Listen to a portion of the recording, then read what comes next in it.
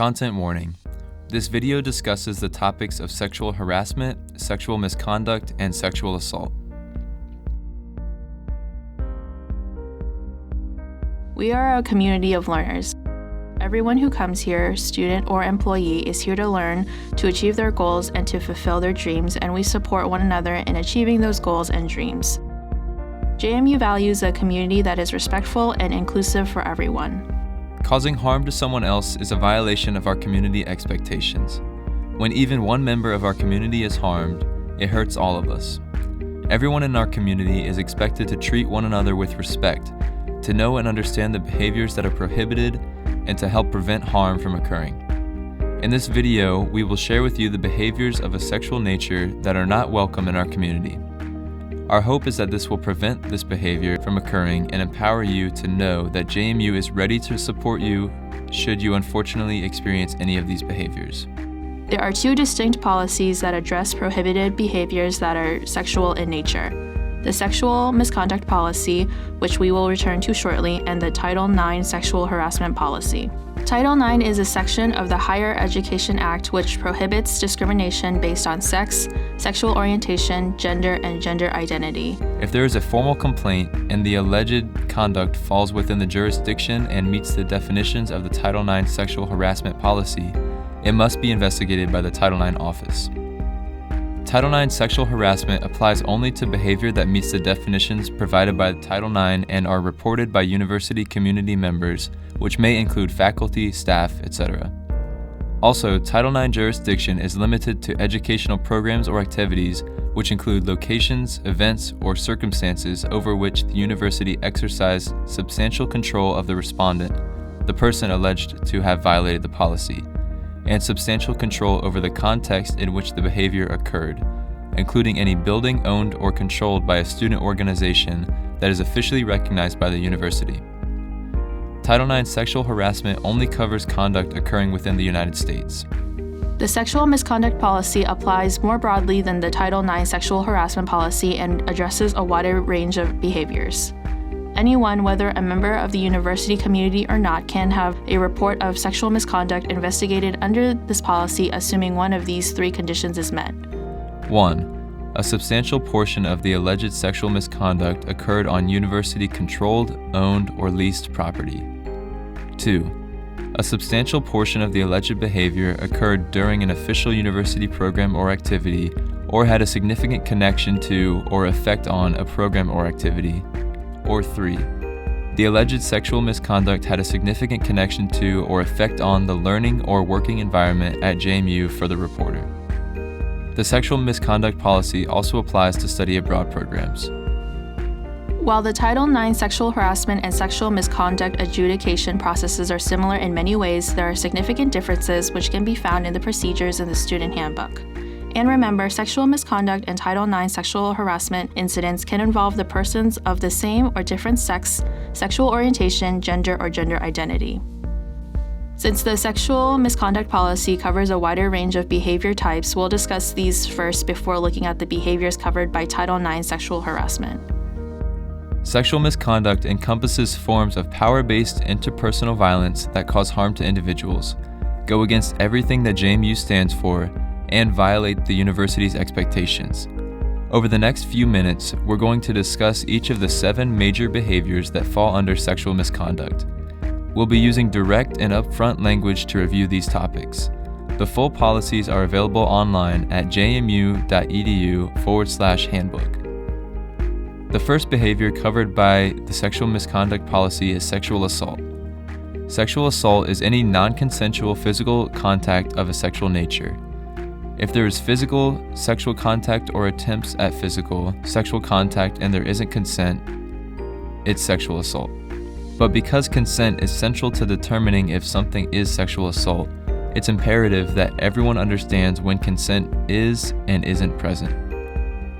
Consent is an outward demonstration through understandable words or actions that convey a knowing and voluntary agreement to engage in mutually agreed upon sexual activity. Consent is something that doesn't exist until it is communicated by your partner. If they haven't communicated it in some way, it isn't present. It is your responsibility to make sure that you understand what your partner is and isn't communicating in your intimate moments. Consent is required for each sexual act you engage in. It doesn't carry over from one interaction with your partner to the next, and it can be withdrawn at any time. We are going to provide some examples of when consent may be communicated but is not valid or is no longer valid. First, if a person communicates consent and then communicates that they no longer consent, the consent has been withdrawn, making the original communication of consent no longer valid. If sexual activity were to continue after the consent is withdrawn, it would be sexual assault. Second, if a person is forced, coerced, or intimidated into consenting, the consent that was communicated is invalid. And lastly, no matter what a person who is incapacitated says or does, they cannot consent to sexual activity. Any consent communicated by an incapacitated person is invalid. A person is incapacitated when they cannot make informed, rational judgments. This may be due to their age, disability, because they're asleep or unconscious, or because of their use of substances. If a person is intoxicated to the point where they cannot make informed, rational judgments, then they are incapacitated. And it doesn't matter if they choose to consume substances to that level or if someone forced them to. If they're incapacitated, they can't consent, period. The second behavior found in the sexual misconduct policy is sexual exploitation, which means taking sexual advantage of someone without that person's consent. Some examples of this can be sharing sexual photos or videos without consent, taking or creating sexual photos or videos without consent, or knowingly spreading sexually transmitted diseases to a partner. Anything that removes a person's autonomy to make their own sexual decisions would violate this aspect of the sexual misconduct policy. The third behavior is sexual harassment. Sexual harassment, as defined by the sexual misconduct policy, is verbal, nonverbal, or physical conduct of a sexual nature that is a term or condition of employment, education, or membership. Verbal, nonverbal, or physical conduct of a sexual nature that creates a hostile environment is also sexual harassment. Sexual jokes, comments, stories, writings, gestures, and motions can all rise to the level of sexual harassment. Unwelcome or offensive sexual advances, whistling, catcalling, and leering all can too. If someone is required to endure these behaviors due to their job or their studies, or if they are significantly severe, persistent, or pervasive, the person doing these things is violating the sexual misconduct policy. The fourth behavior covered in the sexual misconduct policy is dating violence. This is a form of sexual violence committed by a person who is or has been in a social relationship of a romantic or intimate nature with another person. Sexual violence refers to physical sexual acts perpetrated against a person's will or where a person is incapable of giving consent. If your intimate partner engages in sexual acts with you when you are drunk to the point of incapacitation, it is dating violence. Domestic violence is the fifth behavior covered in the sexual misconduct policy. This occurs when a crime of violence occurs within the context of an existing or former intimate relationship. Crimes of violence include, among other things, assault, damage of property, and forcible sex offenses. If someone is assaulted by their intimate partner, JMU is here for them. Sixth, there is stalking. Stalking happens when someone engages in a course of conduct directed at a specific person that would cause a reasonable person to fear for their safety or the safety of others, or suffer substantial emotional distress. Social media can absolutely be involved, but stalking is more than just liking an old tweet or Instagram post. It's a pattern of serious and specific behavior. Seventh, and finally, we want to talk about non-consensual relationships. The university prohibits sexual relationships between university community members that are influenced by fear or coercion, or where a power difference exists. For example, generally, faculty and staff may not date or have sexual relationships with students.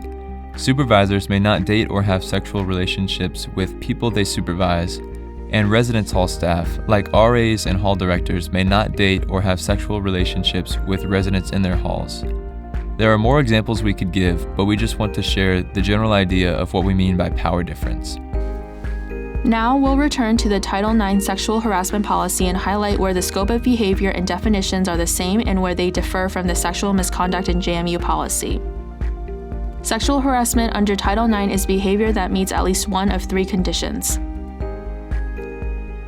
First, something is sexual harassment if it is quid pro quo, that is, where an employee, including student employees, requests unwelcome sexual conduct in exchange for aid, benefits, or services.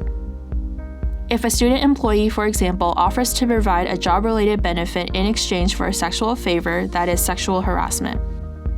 Second, sexual harassment can be unwelcome verbal conduct that a reasonable person considers to be so severe, pervasive, and persistent that it denies equal access to the university's programs or activities. For instance, it may be sexual harassment if you become scared to go to a class because a classmate is regularly making unwelcome sexual comments to you during the class, and you are unable to complete your classwork. Third, something is Title IX sexual harassment if it meets the definition of sexual assault, dating violence, domestic violence, or stalking. Dating violence, domestic violence, and stalking are defined the same way in JMU's Title IX sexual harassment and sexual misconduct policies. Sexual assault, however, is specifically defined under the Title IX sexual harassment to mean a sexual act committed against another person without consent and is limited to 4 acts: rape, fondling, incest, and statutory rape. Attempts to rape are also included. It is important to know the definitions of rape and fondling used for Title IX sexual harassment. Rape is penetration, no matter how slight, of the vagina or anus with any body part or object, or oral penetration by a sex organ of another person without the consent of the victim. Fondling means the touching of the private body parts of another person for the purpose of sexual gratification without consent of the victim.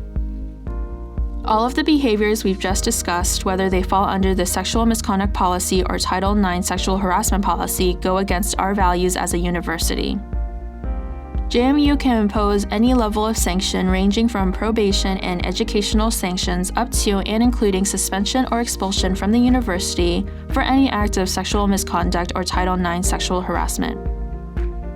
However, JMU considers acts of sexual violence to be the most serious and therefore typically imposes the most severe sanctions when a student is found responsible for such offenses, including suspension or expulsion from the university. JMU has suspended and expelled students for violations of a sexual nature and will continue to do so when that is the appropriate outcome. For more information on the sexual misconduct and Title IX sexual harassment policies or the processes used to investigate and/or adjudicate such allegations, visit jmu.edu/handbook or jmu.edu/Title IX. If you only remember 3 things from this video, it should be 1. Sexual misconduct and Title IX sexual harassment encompass a wide range of behaviors. 2. Sexual misconduct and Title IX sexual harassment are prohibited at JMU. 3. If you or someone else experience any of these behaviors, JMU wants to help.